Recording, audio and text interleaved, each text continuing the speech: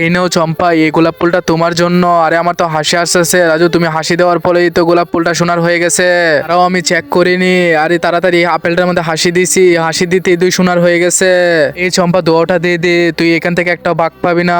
এই নাও, এটা খেয়ে নাও। ঠিক আছে দাঁড়াও, আমার তো হাসি আসতেছে।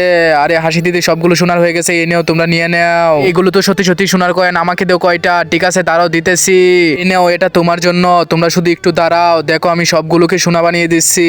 আর আজকে থেকে সব টাকা তোমাদের। আরে এখানে তো এই গরিবটা বসে রয়েছে, কারণ এই গরিবটাকে একটা মজা দেখাচ্ছি, এটা তো লাগবে। এ রাজু আমাকে অপমান করেছে, এটার প্রতিশোধ তো নিতেই হবে।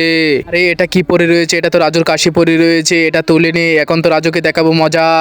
বন্ধুরা, তার আগে আমি দেখবো তোমরা কি ফ্রি ফায়ার কে ভালোবাসো না নিজের মা বাবাকে। যদি ফ্রি ফায়ার কে ভালোবাসো তাহলে ভিডিওতে লাইক করে দাও, আর তোমরা যদি তোমাদের মা বাবাকে মন থেকে ভালোবাসো তাহলে ভিডিওতে লাইক সাবস্ক্রাইব দুটোই করে দাও। আর তুমি কমেন্ট বক্সে বলে যাও ফ্রি ফায়ার নাকি মা বাবা। এখন তাড়াতাড়ি নকল চুল আর মাস্কটা পরে যায়, তাহলে রাজু আমাকে চিনতে পারবে না। রাজু তুই আমাকে অনেক অপমান করেছস, এখন তোর কাশি দিয়ে তোকে সোনা বানিয়ে ফেলবো। আরে এটা কি হয়ে গেল?